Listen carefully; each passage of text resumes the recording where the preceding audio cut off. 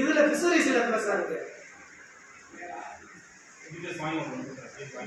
வருமானம் டீட்டெயிலோட வரணும் சார்.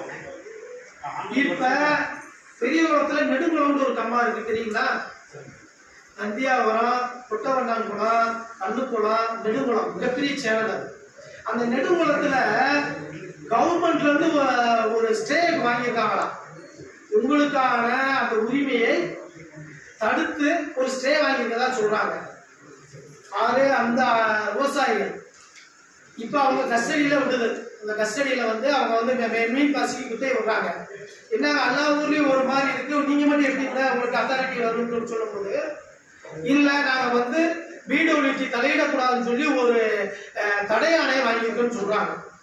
அப்படி இருந்தா நீங்க இந்த விஷயத்தை பேசி அந்த தடை ஆணையுடைய நகல் செக்ரட்டரி மூலியமா ஒன்று வாங்கணும். புரிச்சுக்கோங்க. நெடுங்குளம் அம்மாய்க்கான மேல்மங்குளம் அந்த தடை ஆணை.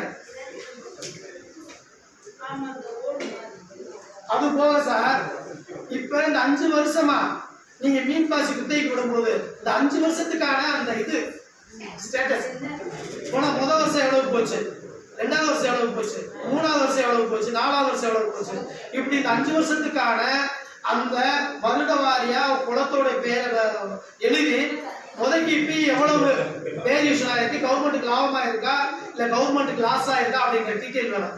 இந்த இது வேணும் மாவட்டம் ஃபுல்லாக. ஆமா, பிடபிள்யூடி கண்ட்ரோல்ல எத்தனை கம்மாய் இருக்கோ அத்தனை கம்மாய்க்கான 5 வருஷத்துக்கான முதல் வருஷம் எவ்வளவு போச்சு, 2வது வருஷம் எவ்வளவு போச்சு, அந்த குத்தகைதாரருடைய பெயர், போன் நம்பர் உட்பட முழு முகவரியோட வேணும் சார். இப்ப இதுல என்ன கிரவுண்ட்ல என்ன ரியாலிட்டி தான் சார், இப்ப இந்த வருஷத்துக்கான மீன் பாசி குத்தகை விட்டுட்டீங்களா விடலையா?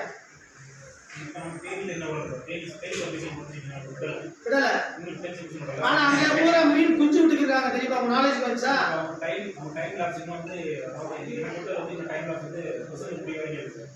அப்படியா?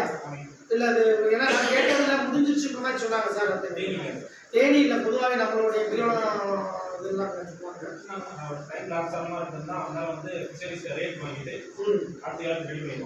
இல்ல. இப்ப என்ன குழப்பம்னா சார், நீங்க ஒரு பிக்ஸ் பண்ணல, உங்களுக்கு நீங்க முடிவு பண்றதுக்கு முன்னாலே அவங்களே நாங்க போன விட்ட மீனை வேணும் பிடிக்க முடியல, அதனால நாங்களே பிடிக்கணும் அப்படின்னு சொல்லி நிறைய டாமினேட் பண்ணிட்டு கிரவுண்ட்ல நடக்குது.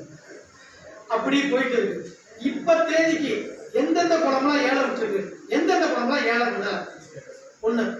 அதை தாண்டி அப்படி யாராச்சும் இப்ப ஏலம் இல்லாத குளத்துல ஆக்சிஜன் இருந்தா அவங்கள வெக்கேட் பண்றதுக்கான நடவடிக்கை. சரிங்களா? இதை அவங்க ஹையர் ஆஃபீஸருக்கு சொல்லி டீட்டெயில் பண்ணுங்க சார்.